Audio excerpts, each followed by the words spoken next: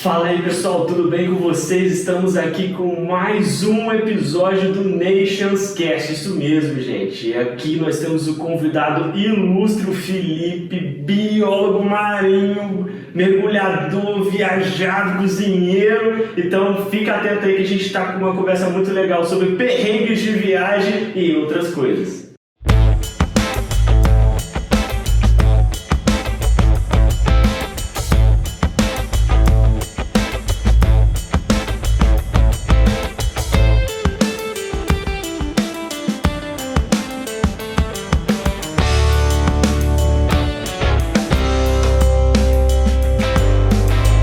Nations Cast. Fala aí, Felipe, tudo bem, cara? Tudo bem. Muito obrigado pelo convite, cara. Que esse prazer é todo meu. E olha, para começar essa conversa, primeira coisa que a gente precisa saber: tu fala inglês, tu não fala inglês, tu falava mais, tu falava menos, como é que é isso aí? Eu hoje vejo que eu falo menos do que na época que eu viajava mais. Eu acho que é questão de prática. Hoje a gente pratica muito menos do que praticava antes. Entendi. Mas, por exemplo, isso assim, até para dar contexto para a galera. Você estudou inglês muito tempo, você teve uma educação que foi formada nisso, você estudava mais por sua conta, você sempre gostou de algumas coisas em inglês. Como que é o seu contato primeiramente com o inglês, para depois a gente ir, porque, pô, tem um cara que viajou bastante também. E alguns lugares que são locais que as pessoas normalmente não conhecem. Não é, tipo, tão mainstream ali, conhecidão. Então, tipo, como que é primeiro esse contato? Quem é o Felipe, dentro da parte do inglês? Pergunta complexa. Isso aqui é só conversa profunda, né? Basicamente assim, o inglês de colégio, que era o basicão e que eu no final não aprendia nada. Então eu fiz algum tempo de cursinho, eu fiz alguns cursos que tinha, tipo, um que nem existe mais ali no Molica. Depois eu fiz um que é até famoso aqui por alguns, acho que no máximo 2 anos. E depois eu fiz um só para ter um diploma. Sim. Mas no final eu realmente tive na prática. Pô, vamos pegar uma música, vamos traduzir, vamos tentar ouvir mais, tentar esmiuçar cada pedacinho da música do filme, e foi assim que eu fui aperfeiçoando. Aí teve um tempo que eu quis estudar mesmo para fazer o TOEFL, e aí eu busquei um professor particular, e aí ele falou assim: olha, o meu curso para o TOEFL não vai ser 100%, mas o que você vai fazer? Você vai dar aula. Então eu comecei a dar aula para a galera que estava entrando nesse curso. Tem um caso de um cara que tinha 3 meses para aprender inglês. E no final ele estava morando na Inglaterra. Então a gente ia conversando muito e até fora das aulas para poder treinar. Entendi. No final eu acabei desistindo do TOEFL e de todos os sonhos, mas pelo menos manteve aquele inglês. Sim, legal. Porque aí entra o lance da finalidade do porquê fazer, né? Como se você tem lá o TOEFL que é o seu interesse, que você quer fazer. Mas só que às vezes você está estudando para uma prova de proficiência que talvez você não vá nem utilizar, né? Só pelo conhecimento pessoal, ou porque assim, quero pelo menos ver como que está na realidade. E aí você migra para uma outra utilização mais prática do idioma, né?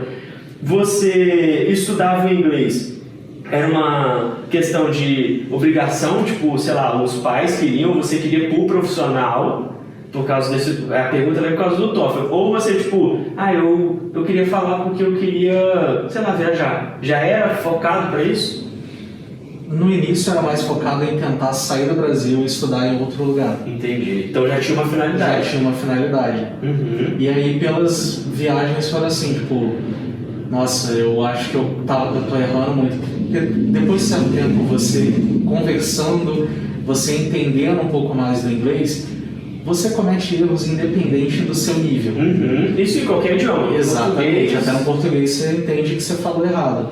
Só que o seu nível de inglês é saber que você errou, mesmo depois de você ter falado. Sim. Então, eu tava assim, poxa, eu errei nisso, eu errei nisso, então eu preciso dar uma melhorada. Sim. E eu errava às vezes em coisas básicas, o próprio verbo to be, eu tava errando ali, eu consegui desenrolar uma conversa muito grande sobre um assunto aleatório e eu errei o básico. É o baby mistake. Mas assim, você se penalizava por isso? Ou você fala assim, cara, whatever, eu vou seguir falando, eu vou levar porque não estou sendo criticado, eu estou conseguindo falar. Qual a sua personalidade nesse quesito? Acho que era mais algo pessoal, né? Tipo, caramba, eu tô errando muito. Apesar de não ser uma língua nativa, mas eu tava errando. Sim, você se cobrava porque você queria falar direito, mas não se penalizava. Não. Entendi. Meu Deus, eu nunca mais vou falar porque eu não falei direito. Jamais. Eu acho isso legal porque assim, a gente percebe que muita gente tem um certo receio de falar, porque ele não quer errar. E, cara, se você não fala ou você não faz, você nunca vai conseguir sair do lugar. Né? Aquela premissa que, por exemplo, a teoria, pura teoria, ela é muito boa, mas ela não te desenvolve na parte prática, né? E a prática, sem teoria, ela é perigosa. Então, pô, se você tem que conciliar uma coisa com a outra. E aí, se você não tem esse bloqueio para falar, você consegue desenvolver mais. Você consegue ir muito além. Desse momento que você já conseguia conversar, já tinha essa percepção, você foi ter essa percepção quando você foi viajar ou você já tinha essa percepção antes? Essa percepção de não... Eu tô errando aqui, preciso melhorar aqui, ou ele já vinha aqui mesmo antes? Você vê na prática. Na prática. Porque no Brasil a gente não pratica. Então você tem que ir na prática. Então, quando a gente viajava e ia para casa dos amigos, eu ficava conversando com os filhos deles. Que aí eu aprendia gírias, aí ele falava uma coisa e eu ficava assim, o que é isso? Aí ele também tinha uma dificuldade de traduzir para o português.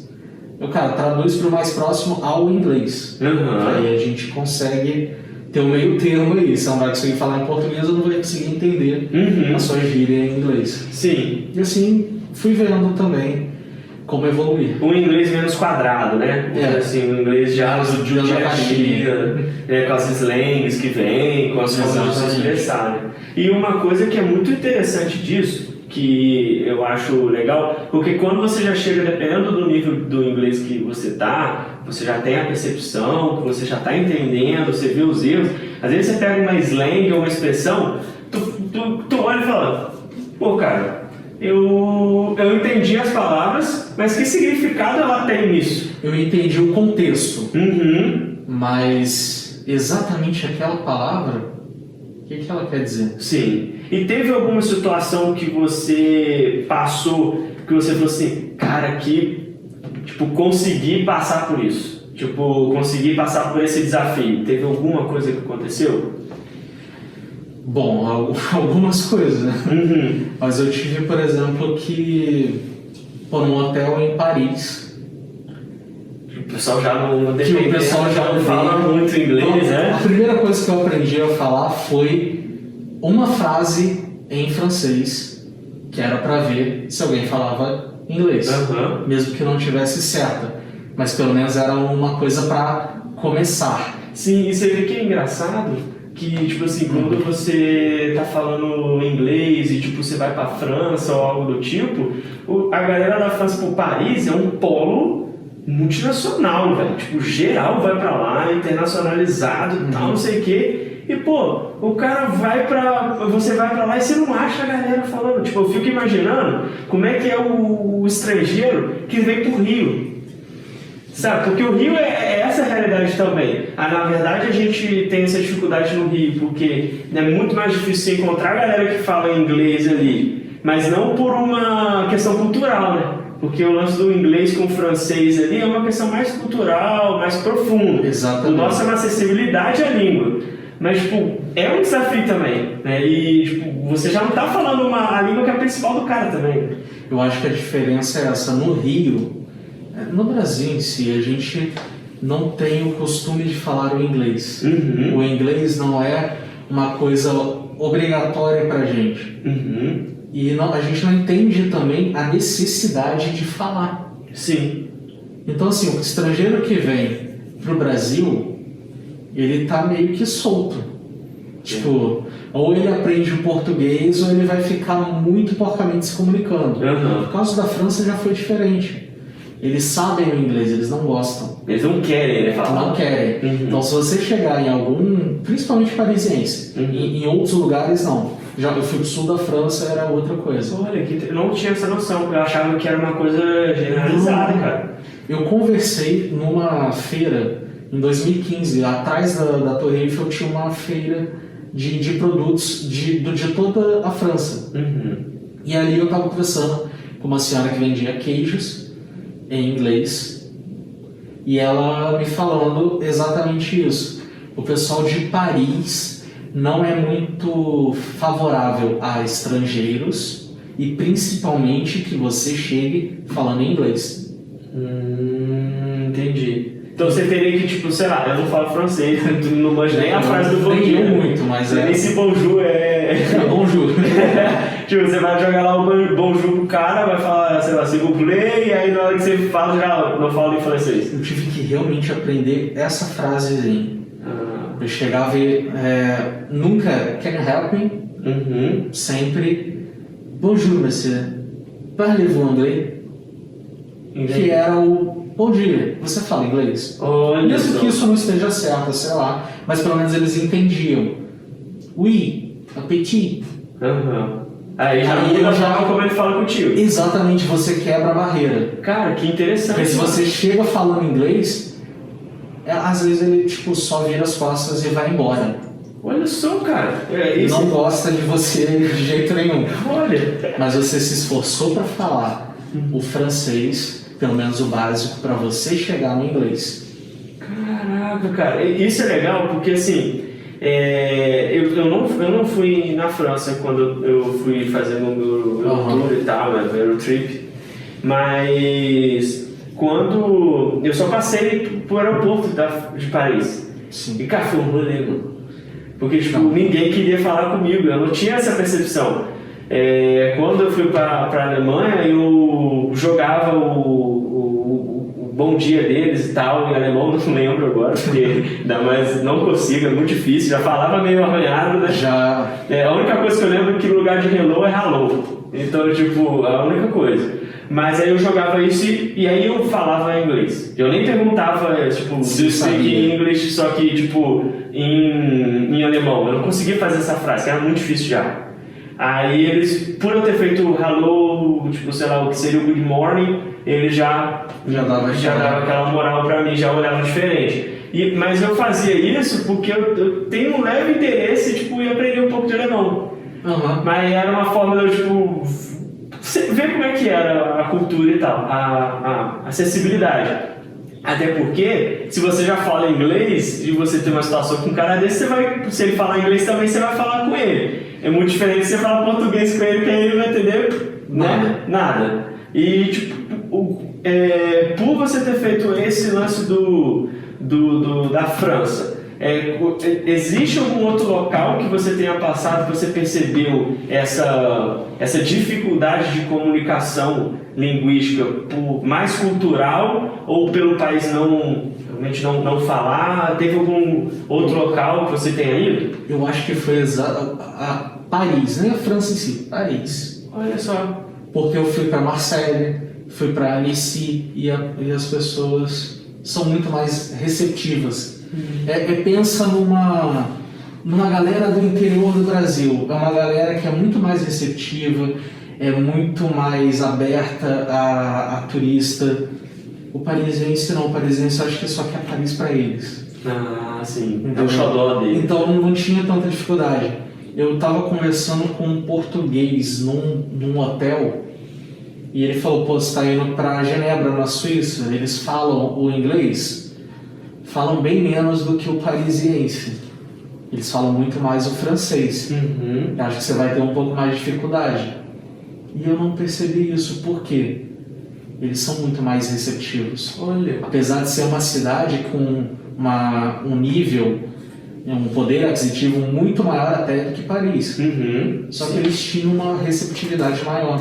As pessoas eram mais alegres, mais empenhadas em te ajudar. Entendi. Eu passei uma dificuldade de comunicação em Barcelona. Barcelona só passei na verdade nem Barcelona, Madrid, só no aeroporto, então Não chegou a ter esse não tive essa dificuldade. Eu tive dificuldade em Barcelona, cara. Eu fiquei 2 horas e pouca procurando alguém que falasse inglês, cara. Meu Deus. Cara, foi tipo um rolê que eu tipo assim, eu tinha chegado lá, já tinha tido um problema físico, né? Eu tinha machucado minha perna no mochilão. Nossa. E aí quando eu cheguei lá, meu GPS bugou e ele não tinha, exemplo, eu não conseguia traçar uma rota porque na real ele ficava trocando de localização. Então a minha bolinha ficava para lá e para cá. E eu não conseguia saber onde eu estava para começar, tipo, verso para Eu não sei pra onde eu vou, eu não sei de nada. Eu não sei de nada, então eu só ficava olhando os monumentos e eu andando em círculo, tipo, no centro da cidade. Eu, cara, eu tô, tipo, muito ferrado aqui. Eu vou ter que pedir ajuda. Aí, pô, cheguei falando inglês. Cara, ninguém falava inglês, era difiçaço. E aí, pra piorar a situação, eu falava, pô, cara, tem hora que fala, pô, espanhol, vou meter um portunhol. É próximo, próximo, tá tranquilo. Mano, eu fui no portunhol, eu entendia menos ainda. Sabe, porque assim, o lance é que quando eu tava fora, eu tive muitas amizades com o pessoal espanhol. Então, eles conversavam entre eles em espanhol, e quando eles dirigiam a palavra a mim, eu respondia eles em inglês, eles me respondiam em inglês, e eles voltavam a conversar com eles em espanhol. Só que eu conseguia pegar. Então eu falo, cara, eu não vou passar sufoco aqui. Teoricamente. Até porque, pô, o português com o espanhol tá ali. Eu vou lá, vou jogar. Cara, na hora que eu chego lá, que eu vi a realidade, eu falei, nossa. Eu acho que o espanhol tem mais falsos cognatos do que o inglês. Sim. E aí eu acho que você se atropela nisso. Sim. Você tá xingando o cara achando que você tá falando um negócio bonitinho. E eles não reconhecem também alguns sons que a gente faz aqui na América do Sul. Tipo, brincando assim, tipo, sei lá. Vamos supor, vilha, aí os caras é vidja, sabe? Então, tipo, se você falar vilha, ele vai olhar pra você e vai. Esse cara tá falando. Você nem o que é isso. Você nem o que é. E o cara dando um desespero danado, cara. Eu fiquei assim. Eu lembro que pra eu conseguir chegar onde eu tinha que chegar, eu vi uma moça, tipo, igual o modelo da Fashion Week. Aí eu já tinha procurado todo quanto é tipo de pessoas. Eu falei, cara, eu vou nessa mulher. Pô, ela deve arranhar alguma coisa. Ela nem parece ser daqui. Pelo menos sabe, tipo assim, ela não tinha cara de ser do próprio lugar de Barcelona ali. Ela parecia ser uma estrangeira também. Só que andando com tranquilidade. Aí quando eu fui nela, ela falava, ela foi me ajudando, me mostrando onde eu estava, para onde eu tinha que ir. Depois eu achei um lugar que tinha um monte de taxista, aí os taxistas falavam e me ajudou. É interessante essa parte, assim, tipo, você andou em todos os lugares, não sei se você teve essa percepção, mas independente do lugar que você vá, você não se sente inseguro. Cara, isso eu acho que é a melhor coisa. Sabe, porque quando você tem uma preocupação menos.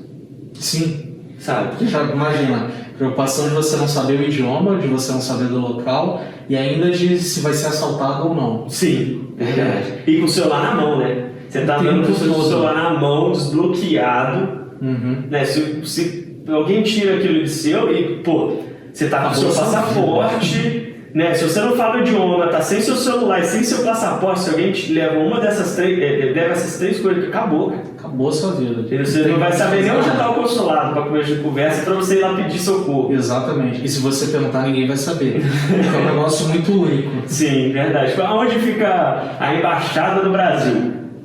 Quase ninguém sabe. A americana provavelmente eles vão saber, a britânica, a alemã. Exatamente. Mas tipo, a brasileira é difícil. O brasileiro normalmente é dentro de um prédio que ninguém nunca ouviu falar. Sim. E lá no último andar. Né? Você me fez lembrar uma coisa. Foi em Berlim? Eu acho que foi em Berlim que eu vi a embaixada brasileira.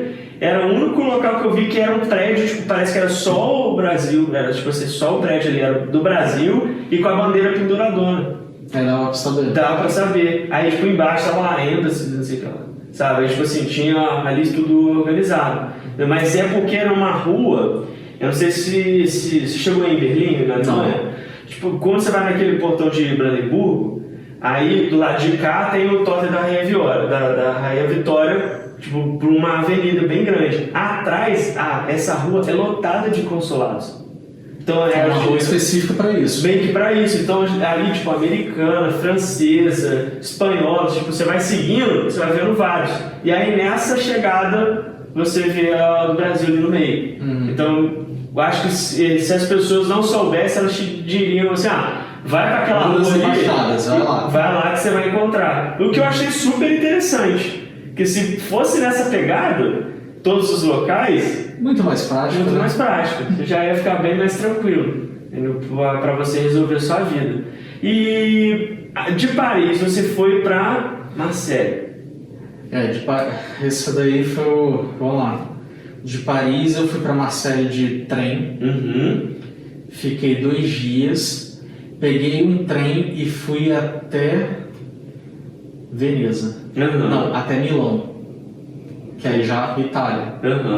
Aí fiquei uns dias na Itália, estava tendo a Expo Milano de 2015. A Expo são exposições de países que acontecem desde 1800 e alguma coisa.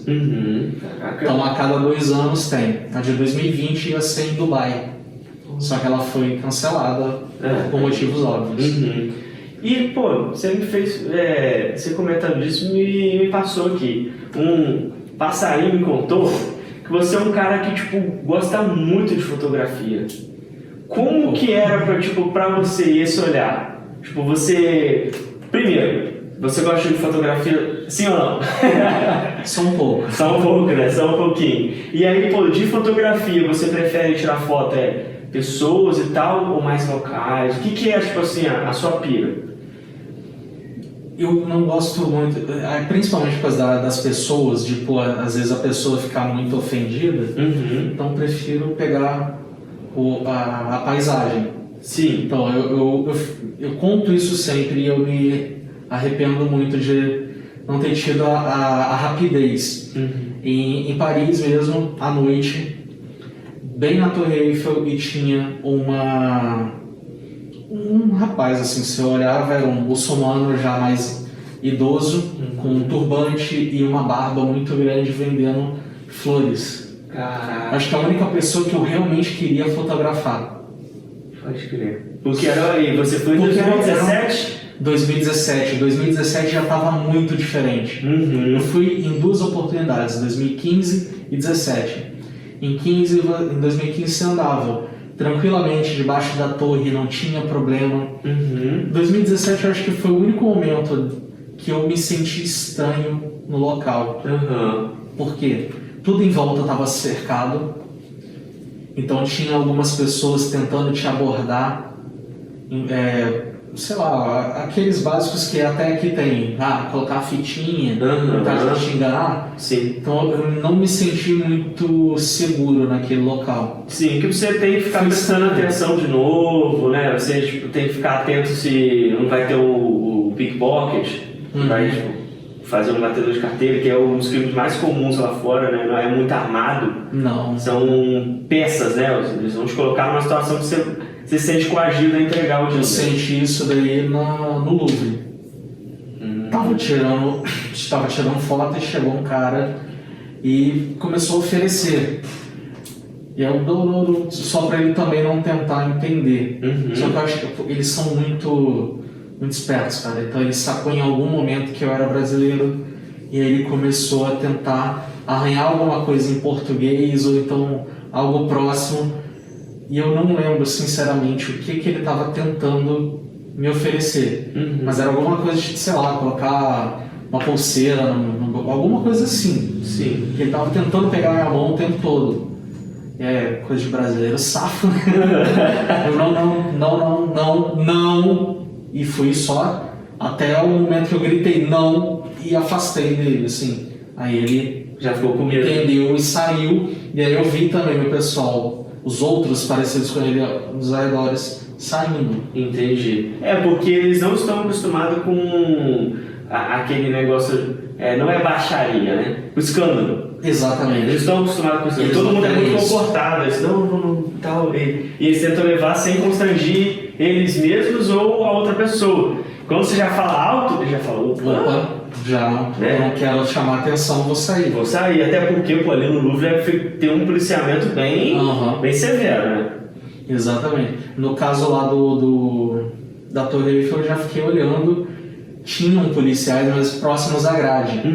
E eu tava, sei lá, um quarteirão e já tinha algumas grades cercando. Tanto que em 2015 passei debaixo da Torre Eiffel de boa. 2017 segurança de aeroporto. Revista bolsa, revista tudo, para você poder passar por debaixo. Se você for subir, mais outra revista. Caraca, então é bem pesado. Aí o negócio estava bem estranho. Mesmo assim, a gente continuou andando e quando fomos ver, 2 horas da manhã. Caraca, e tranquilamente. De boa andando. A gente foi percebendo que o quê? A cidade estava ficando mais vazia. Aí a gente andou por ruas mais desertas e tudo. Só que mesmo assim ainda, ou por inocência, sei lá, ou então pela real segurança que te passa. E aí, até você comentando, você queria ter tirado a foto dele porque você achou emblemático Muito emblemático, porque era um momento que teve, eu acho que foi o pós-ataque. Sim, foi 2017, foi quando teve aquele ataque... Na boate. Isso, na boate. Foi uma época que ficou bem turbulenta a situação na Europa inteira, né? Então acho que o muçulmano árabe, a galera de lá tava mais... vulnerável, né? Era menos... Vocês não são muito bem-vindos. E tipo, eu tive a foto na minha cabeça que ele ofereceu a rosa, só que eu fui pegar a câmera e ele já virou e saiu. Que era muito emblemático, cara, com barbão, turbante, com uma rosa na mão, assim. Ia ser pra mim uma foto muito boa. Sim. E a única pessoa que me deu vontade de tirar foto. Pode crer. Então sua sina é tirar foto de locais. E teve essa que você, infelizmente, ou felizmente, né? Porque... Não sei também qual seria a reação dele. Uma coisa que eu gosto muito, cara, eu não sei, assim, não sou fotógrafo e tal, mas às vezes eu tô num local e eu gostei tanto da vista que eu tô ali vendo, de uma situação, que eu não tiro a foto. Eu prefiro guardar tudo aquilo na minha mente, porque eu acho que na minha mente ela ia ficar mais bonita. Eu tenho é uma coisa minha, né, que eu acabo não tirando em alguns casos. Mesmo assim, eu prefiro, eu normalmente tiro algumas fotos de alguns locais. E é o que eu mais gostava de fazer também quando eu estava viajando. Eu tirava mais fotos de monumentos, tirava de paisagem de fundo, porque tem umas coisas que parecem pintura, né? Eu vou puxar um pouco o assunto para outras coisas, mas às vezes a pessoa, você vai falar sobre a viagem, ela te acha um tanto pretencioso, um pouco snob. Pô, tu viajou, quer falar, não sei o quê. Aí você tira a foto de um monumento, você sabe a história daquele monumento, aí você quebra um pouco esse negócio, tipo, pô, não é snob, só quer mostrar. Porque às vezes você quer compartilhar. Sim, é uma experiência, né? É um negócio muito legal que você vivenciou. Sim. E voltando ao assunto da foto, o ponto às vezes você tirou uma foto, o seu olhar tá lindo, você tirou foto, não é a mesma coisa. Decepcionante. Sim, entendi. Aí aquela foto você até esconde e deixa na memória. Porque na memória ficou muito mais bonito. E você teve a oportunidade de tirar fotos muito legais, assim, tipo, de coisas que você fala, cara, foi marcante isso aqui? Sim. Eu tenho 2 fotos que eu tirei no Mont Blanc, que é uma do trem todo vermelho, o trem é vermelho e a montanha toda branca. Aí, eu gosto dessa pra caramba. Sim.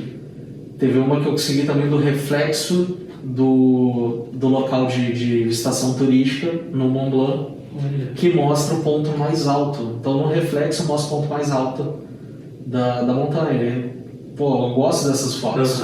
E não é um tipo de ambiente, né, de environment, que a gente tá habituado, né? Por exemplo, pô, tem uma montanha com neve. É tudo tão bonito, diferente. Pra gente é muito exótico, né, cara? Exatamente. Eu lembro que eu tenho uma situação assim, eu tentei tirar foto, ficou horrível, eu até tenho, mas foi em Pompeia. Porque assim, eu tava andando, e aí, assim, a cidade de Pompeia, né, dos escombros, o parque ali, são ruas que ela leva até o final o monte, né, o vulcão. E aí, cara, todas as ruas, quando você olha pro lado, você vê o vulcão lá. E aí, conforme você vai andando, tem uma parte que ela é aberta, sabe? É como se fosse um rodo para você vir de, sei lá, carroça e manobrar. E aí, na hora que eu saí naquele local, não tinha ninguém perto. Eu tava andando sozinho, errado, em qualquer lugar. Não tinha ninguém, então ficou aquele silêncio. E que, tipo, você praticamente escuta o seu coração e o vento, sabe? Nossa. E aí, quando eu olhei, eu vi o vulcão lá no fundo, eu parei e falei, cara, imagina quem tava aqui nessa época, o estouro que foi. O tipo de arrepio. De arrepio, sabe? Tipo, acaba num, sabe? Um estalar de dedo, igual o Thanos, né? Tipo, estalou o dedo e acabou tudo, sabe? Então, tipo, eu parei assim, eu fiquei olhando e falei, nossa, cara, é uma das vistas mais, que eu achei mais bonitas e ao mesmo tempo me deu mais solidão, sabe? Porque eu falei assim, cara, eu sou realmente ninguém aqui, sabe? Se eu quiser estourar isso aqui agora, acabou todo mundo. Aí você se sente insignificante ao mesmo tempo, sabe? Foi uma... E aí eu falei, cara, eu vou tentar tirar essa foto para representar isso. Aí esse é o problema, às vezes você não consegue captar na imagem o sentimento. Então, por mais que você tente explicar, você não vai conseguir. Entendi. E assim, Monte Mont Blanc, pô, explica aí pra galera onde que é e... Tem uma marca famosa de algo relacionado a algumas coisas. Você acha que é um relógio, talvez uma caneta, não sei. O Mont Blanc, ele é um dos pontos mais altos da Europa. Dali você tem acesso de onde eu estava, que era Genebra, na Suíça. Você tem um acesso fácil à Itália e à França. Então ele é quase que uma borda, igual aqui no Brasil, que é Argentina. Como se fosse isso, só que em vez de ser uma catarata é uma montanha. E de lá que então sai a tal marca, né, que a gente está falando. Exatamente. Que é o mesmo nome do... por ser exatamente o que? Icônico. Porque assim, você anda 80 quilômetros 80 quilômetros de Genebra até o Mont Blanc, e aí você passa pela fronteira com a França, e aí você enxerga o tempo todo a montanha. E te arrepia, porque você está indo para aquela coisa muito alta. E você sobe. E quando você está lá em cima, digamos assim, que é a cidade de Chamonix, você tem que pegar um trem. E aí o trem vai assim. Caraca, é quase se tivesse subindo um Pão de Açúcar. É bem sinistro.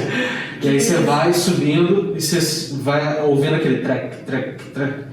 Que ele não é um trem num trilho normal. Parece que ele vai com dentes tentando, igual uma coroa de bicicleta, tentando subir.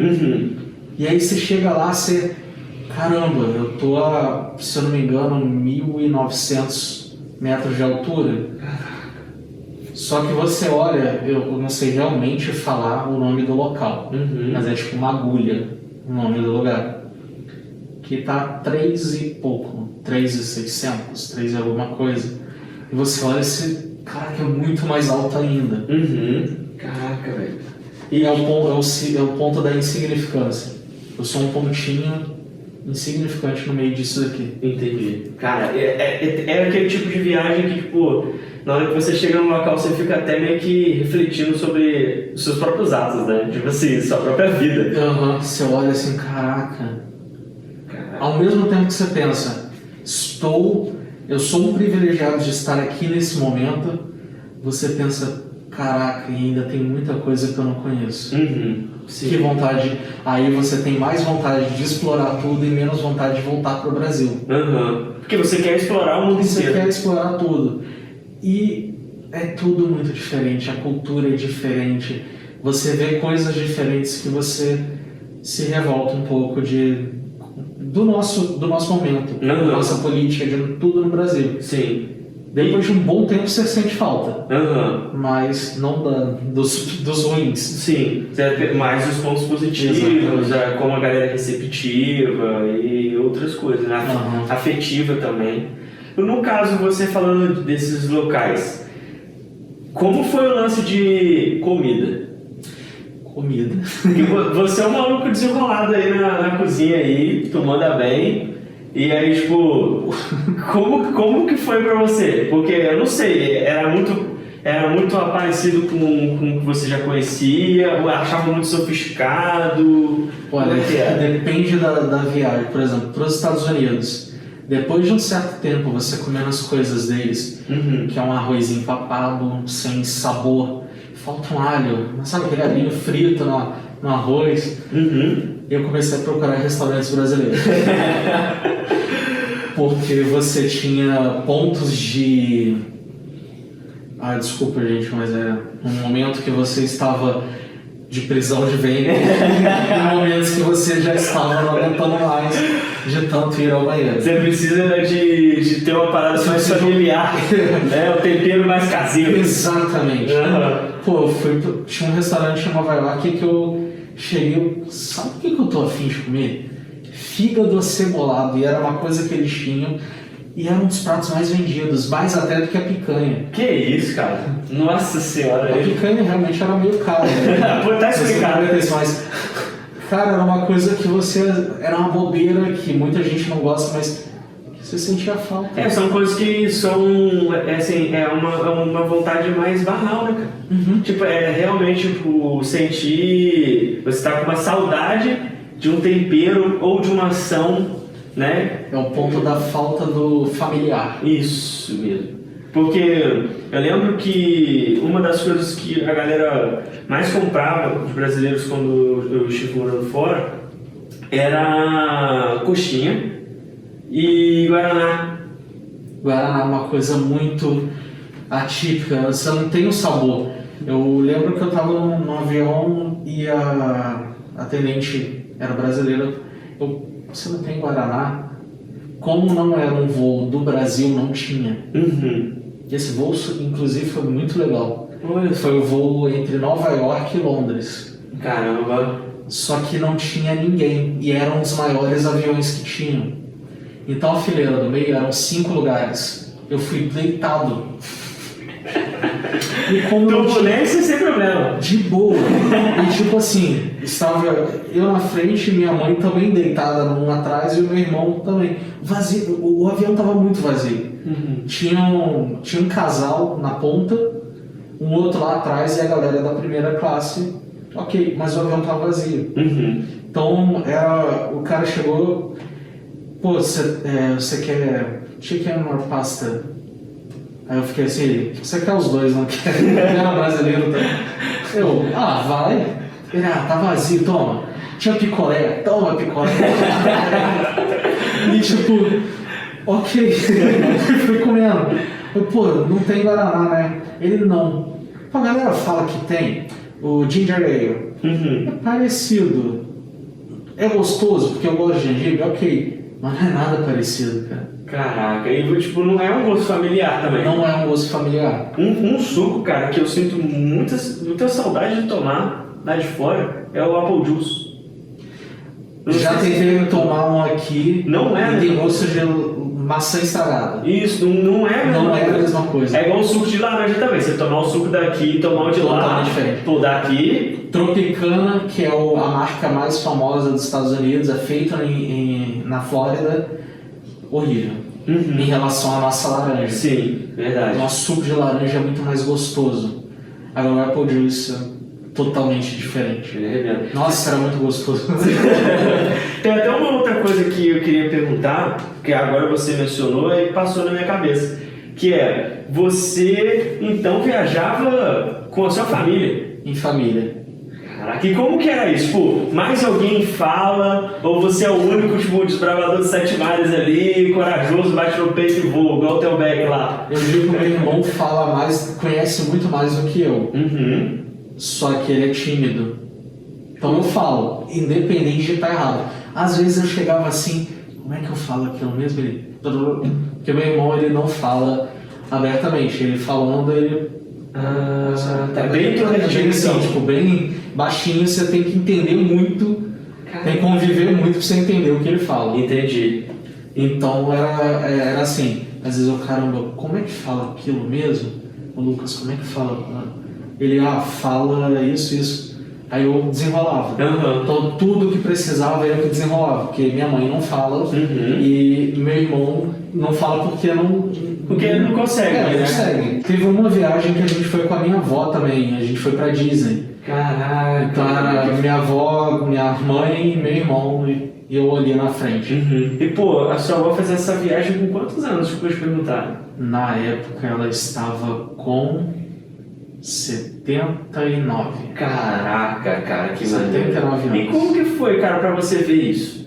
Tipo, ela tipo, tinha uma importância pra ela tava curtindo. Porque assim, a primeira pessoa que eu conheço que viajou, assim, tipo, com os avós, cara. É que assim, lá em casa a gente sempre teve essa, igual quando a gente viajava pra Angra com meu avô. Gostei, tem um quebradinho no meio da estrada ali no asfalto. Vamos descobrir onde vai? E a gente ia e descobria lugares. Pô, muito legal fazer assim. Então minha avó não tinha essa de não, tô cansada, não quero, não sei o quê.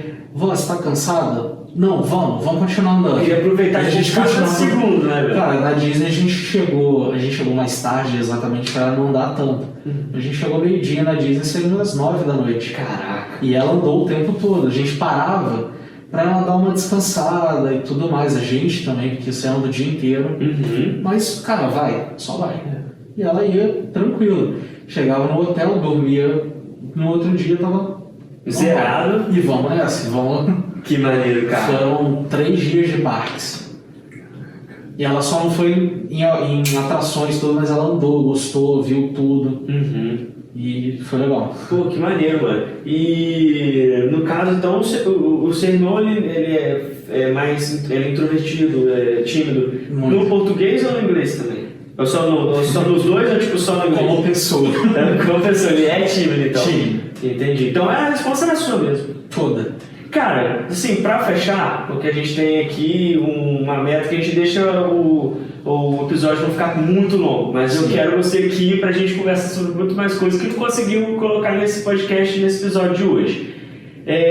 Qual seria, talvez, a dica que você daria pra essa galera que ou tá indo viajar sozinho, ou tá indo viajar em família e é o cara o único que desenrola, ou que talvez ele conhece, mas ele teria um pouco de receio de falar. O que você falaria para deixar isso para fechar o episódio de hoje? Não ter medo. Não ter medo. Nossa, mas as pessoas não vão me entender. A gente consegue se comunicar em qualquer lugar. As pessoas vão te entender. E não tenha medo, porque se você errar, pelo menos você está tentando. O problema é quem não está tentando porque está com medo de errar. Ela não vai evoluir. Então vai. Errou? Problema. Você vai descobrir depois que você errou. Se a pessoa não te entender, ela vai te perguntar. E vai, porque você vai deixar de viver a experiência porque você não fala, porque você está com receio. Só vai, cara. Beleza, maneiro. Cara, muito obrigado. Foi muito bom mesmo ter essa conversa aqui contigo. E espero que vocês tenham gostado do episódio de hoje. O Felipe provavelmente vai aparecer em mais alguns outros episódios aí com a gente. E cheers!